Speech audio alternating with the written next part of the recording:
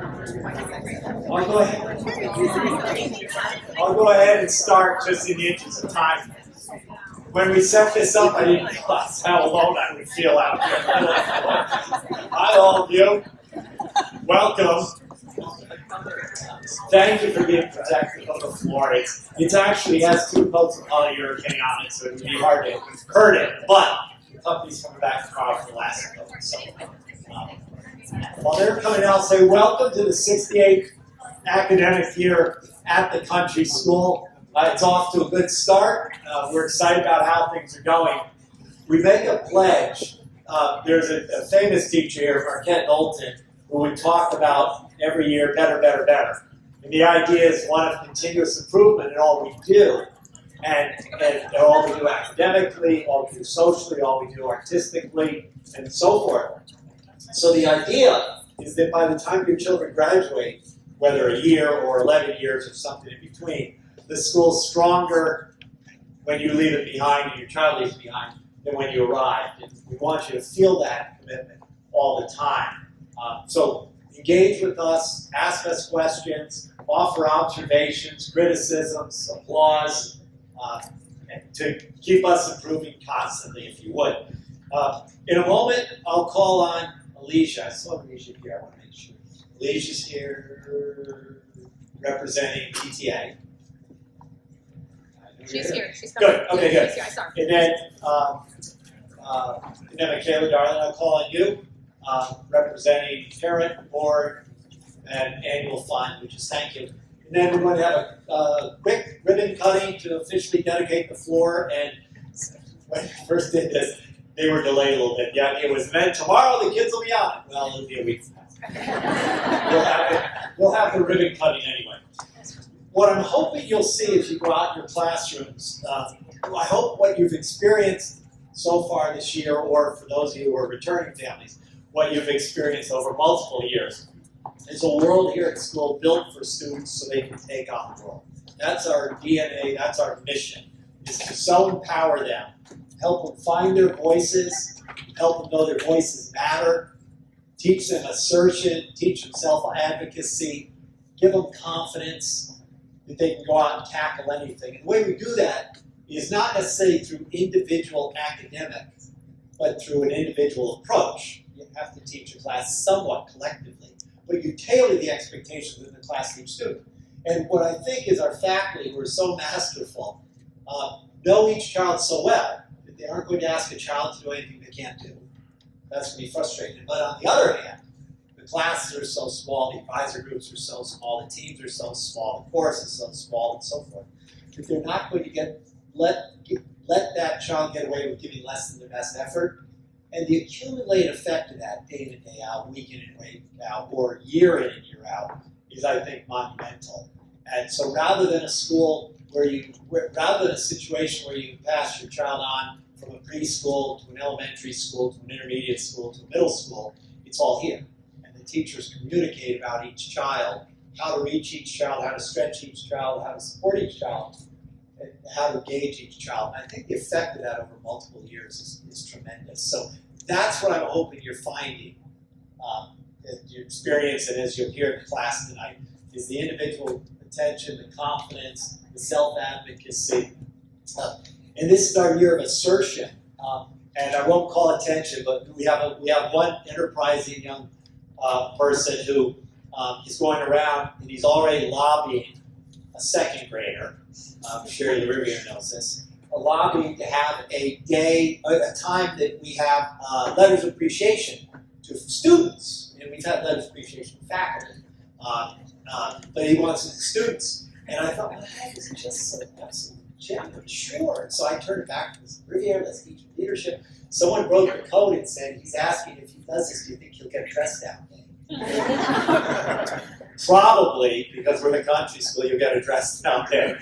But if you really want to appreciate each other, let's start with just appreciate each other. But the point is, he's asserting himself. And if you can do that in second grade, by 8th grade, you really know how to work the system. So that's just tremendous. We're so proud. We've had students asserting themselves for composting this year, collecting food for the hungry, and multiple dress codes. That happens all the time. what we don't take for granted here is the sacrifices you make to provide this opportunity for your children. It's the rare family who can make this commitment for a child or 2 or 3 or 4 and not feel it. You've made real sacrifices in your lifestyles, and we take that very, very seriously. We want to meet you on that. So talk to us about your child or your children, ask us questions, again, stretch us, challenge us. That's what we're here for. This is a great partnership and works all the way through 8th grade as we launch these kids on some very competitive secondary schools and see them thrive there. So we work together on it, but we do take the sacrifices you make very, very seriously. And a big part of this is the PTA and its volunteer structure. Alicia, where'd she get to? Alicia Mercer. Here. She outside. Been chatting in the phone. Michaela, do you want to grab the microphone and then switch over? Introduce yourself. Yep. I'll stand with you. Okay, yeah, no, I'm gonna get lonely too. Hi, I'm Michaela Darling, mother to Stella Darling, class of 2028, so that means she's a 4th grader. It's funny, does public speaking ever get easier? You do it so eloquently. I've taught in some of the hardest hit schools in New York City, and at the college level, and public speaking is still not easy. Okay, and I didn't know that there was like a little added fume situation going on. Okay. You do a good job. How you address it? Okay, perfect. And my kid too. Okay, so when John asked me to speak yesterday, I certainly wanted to say no, but I said yes. Like everything I do at the country school, everything I've encountered in the past 4 years, I've said yes. And my mom is very proud, and I was raised Irish Catholic, so I think that's a little bit, has to do with it. And if you knew me growing up, my friends think it's really funny that I've been on the PTA, because it's like not my thing. But like I said, ever since I've gotten here, every time I'm asked to do something, I say yes. And I've definitely done a lot of things that are out of my comfort zone and out of my wheelhouse, whether that's been being on the PTA leadership team, planning events, licking envelopes, volunteering my time, attending the annual spring soiree and bidding on the Gingy costume, and winning the Gingy costume. Also, Suzanne Sliker roped me into a book fair outside in sub-0 degree weather. I swear, I'm like lucky I did not get frostbite because it was during COVID. So I've done a lot of things here, and now most recently I'm on the board of trustees. So I say yes to the country school because of 2 reasons. The first reason is that I love this school and its teachers, and the school means so much to our daughter and our family. The country school continues to provide an education that lasts a lifetime, so I'm quoting from our mission. Thanks to the commitment of our teachers, the country school honors our students' creativity, sense of wonder, and intellectual curiosity. Our integrated curriculum aligns rigorous academics with a commitment to character and leadership development. We nurture every student's unique role in the community, empowering each to serve the common good. So that's the formal. I also said yes to speaking tonight because I want to model for my daughter that we can do hard things, that we can stretch ourselves and step out of our comfort zone and make sacrifices. I also can't not get up here on the very same stage, so just pretend I'm on the stage, that we ask our country school students to get on and recite poetry. So I can't ask my daughter to get up there and do a hard thing like recite poetry and then not say yes when John asks me to speak. There's an expression that we stand on the shoulders of giants, and all of our children are here today at the country school because a group of people created this wonderful school. And through the years, we've honored the core values and mission of the country school, and we've improved it. The school that our children currently inhabit was financially provided by previous families. And now it's our turn to do what we can for our children and the next generation. That's why it's important to say yes when asked to do or give things within our communities. I say yes to donating to the annual fund at the country school because I want to help create the community that I seek for our daughter and her education. So what exactly is the annual fund in plain English? The annual fund is a fundraising effort that is key to supporting the operating budget of the school. Simply put, the stronger the annual fund, the more that we can pay teachers, the more that we can fund programs, and the more that we can care for our facilities, like this beautiful gym floor. It all goes directly into operations, and there's no more direct way for fundraising to positively impact student experience on an ongoing annual basis. So this year's annual fund goal is $280,000, and last year we came so close and brought in $240,000. Thank you to all who donated and stretched and sacrificed and gave. I have no doubt that together we can meet this year's annual fund goal of $280,000. The annual fund is an important way to give back to the school that we love so much, to show up for our community. So tonight I'm asking you to join me in thinking about what your family can give to the annual fund this year. What is an annual fund gift that is meaningful to you? A generous gift is a gift that each family considers thoughtfully, a gift that stretches them just a little. It's a gift that demonstrates that the country school is a philanthropic priority. For our family, we're giving to the annual fund this year because our children and our teachers need to know that we support their school. The country school and its teachers are helping my husband and I to raise a daughter that's joyful. We just feel so blessed that we have this kid that's happy, right? That is, healthy mentally, physically, spiritually, emotionally. She's kind, she's curious, she's confident, she's able to self-advocate, like John was saying. And we're so appreciative of that. We are giving to the annual fund an appreciation for the time that our daughter gets to build forts during recess, and the relationships she's building, for the outstanding education she's receiving, and thanks to the close-knit school community that she gets to be a part of, and for the awesome STEAM, art, and musical projects that she gets to be involved in. So when we give to the annual fund, we remember the importance of showing up for our communities where we can, stretching a bit, getting out of our comfort zones. When we're generous, we hope that others will be inspired to follow. So please feel free to reach out to me or John to discuss how you can donate. There's also an easy way to donate on the website if you'd like to do that, under Give and then Annual Fund. Thank you so much for your time, and I wish you and your children a wonderful school year.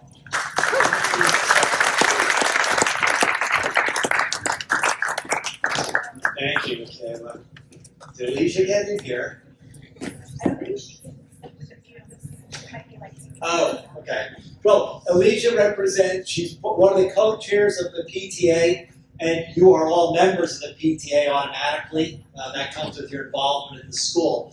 And what the PTA is looking for is always volunteers. And what I would say is it's a great way not only to support the school, but to get to know other parents. A parent once said to me that they went through the admissions process with Mrs. Glasser and Mrs. Zane, and they were trying to find an academic school for their child where they'd feel comfortable and stretch and risk. And what they ended up finding is not only a school for their child, but they found a community they didn't know they were missing. And I read a book about how we've moved from kind of front porches to back decks, and we don't have that kind of community. Some of you will have read Bowling Alone. And if you're not going to church or mosque or synagogue, and you don't have a community, you don't know you're missing it until you get one. And so the PTA is a way to build that community more quickly than it might happen. You're going to become friends with some of your children's friends, but through PTA involvement, you'll become friends with parents of all different grades, and that really knits a community together. So we need volunteers, absolutely, to make our activities go well. And but I'd also suggest you do it for yourselves, you do it for your child. And I'm sure we'll follow up with an opportunity to check boxes on where you might like to get involved and what sort of stamp licking, envelope stuffing, or organizing auctions and galas and such. So I'm sorry, Alicia's not feeling well. Totally understand it. But we will move on, unless I'm missing anything, we will move on. And I'm going to ask the faculty who were here earlier. We did open a little champagne to thank the donors who made this possible. But I'd like to ask the faculty and those who are comfortable coming forward to grab a pair of sticky, painty art scissors. And we're going to cut this in a moment. But first, I guess what I'd like to say is this is not about the handful of families who were approached over the summer to help make this floor refinishing possible. The floor hasn't been touched in some 30 years. So the good news is it was fresh. The bad news is there's like 30 layers of polyurethane that had to come off, but they repainted it entirely. But this is a very important. I at one point said this is our largest classroom, and Pam Glasser properly said, no, it isn't. It's our largest indoor classroom. Our largest classroom is, of course, the outdoors, and it is, of course. But it's a magnificent space, and it'll be here for the students. And what I guess I'd say only, this is not a pitch, but it was fun this summer to reach out to some families who I knew had special interest in this space, whether it was through poetry, or the musical, or basketball, or just PE and supporting Mr. Wallach and now Mr. Baer. But it was fun to reach out to the people and see where we could overlap school needs and parent interests, and I love to do that. I love even more when parents come forward to see where they overlap with their interests and the school needs. But the families who will come forward and help cut the ribbon were simply the ones who were approached. This time they represent all of you who do so much for the school. I'd like to call on, where is Steve Baer? I'd like to call on our athletic director, Steve Baer, and our physical education. Thank you. Thank you, Karen, for holding my wine. As the athletic director, I can't be the first person that spills on this court. So I'm here to thank the donors on behalf of the students and teachers. This is a project that benefits every single one of our students, from preschool through 8th grade. This gym is a very important part of student life here at the country school, whether it is a basketball game, musical, art gallery, poetry recital hall, or STEAM fair. This court becomes an important piece of the students' time here at TCS. The new court surface will not only make our gym look nicer during all of our school events, but it will also create a safer learning environment for our students. And better yet, the improved grip will make it so my basketball team won't slide across the court and get called for traveling every few possessions. We need to keep the doors closed for a few more days to complete the process. The students have been trying to kick down the door so they could get a look. They are all extremely excited to be able to use it. When students do find their way into the gym, I can hear them all yell, "It's so nice." And I yell from my office, "I know, but stay off the court." We are almost ready for full use, and we all can't wait to use it for the first time. So again, donors, thank you for your contributions to make this project happen.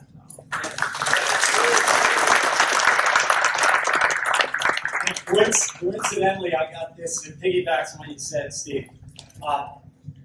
Some of you will know, actually, this graduate, Cafe Routier. Anyone know Cafe Routier? Brian Perry is the owner and the chef, and he went to country school. And he just said this, "John, this past summer my kids were at a soccer camp there, and the gym door was open, so we wandered in."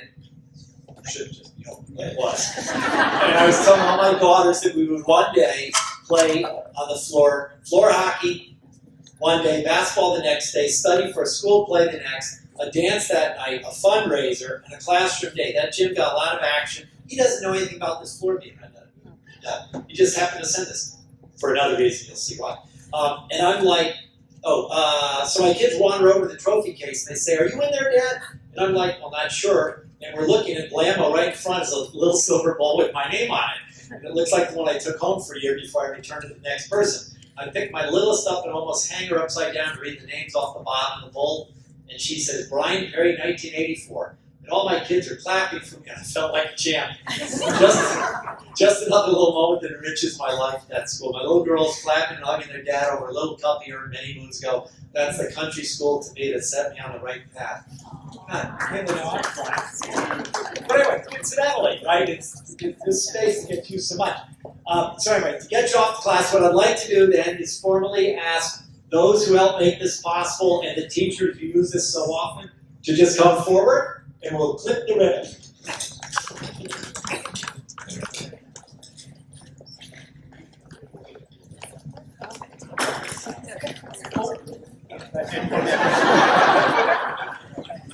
I'm looking for a signal whether others are comfortable and they want the teachers to represent it. I'm reading they want the teachers to represent. Okay. Fair enough. Sir, number 3, no, spread yourself out. Let's divide it evenly. Mr. Fox, yeah, come on, you can play. There. Hold on. That's get the one with the blue on it.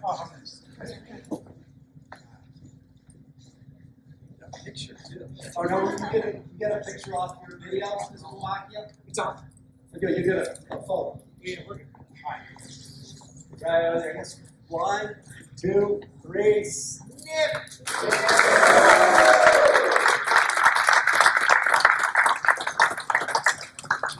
By the way, Mr. Smith and Ms. Wepler had the idea for the two of us. I was going to do, I don't know what I was going to do, bricks. Okay, so now it's multi-space. So, Ms. Johnson, before you go too far, let's just make sure everyone knows their marching orders for the middle school, especially where they're going. If you don't mind. Playing a lot of roles tonight, aren't you? Now, middle school head, here you go. Yes, so the idea tonight is that lower school families will go to the classrooms to hear from their children's teachers. And then middle school families, we're going to be in 3 different locations all over in Blatchford, right over here. So 6th grade will be downstairs in the lower Blatchford history room. 7th grade will be in the library. And then 8th grade will be in Science Lab B, which is the bigger science lab, Mr. Colmer's room. So we'll have parents all stay in one place, and teachers and co-curriculars will rotate through that space to share their curriculums and with you and answer any questions that you have. And one quick one. Skylar, just raise your hand. Skylar Bartels is in charge of Owl's Nest. If you have any questions and you can't get to Skylar today, she's at the other end of an email and always available by phone. But thank you for all you do for some very long days, Skylar. Thank you. All right, so we'll head out and enjoy, and we'll see you later.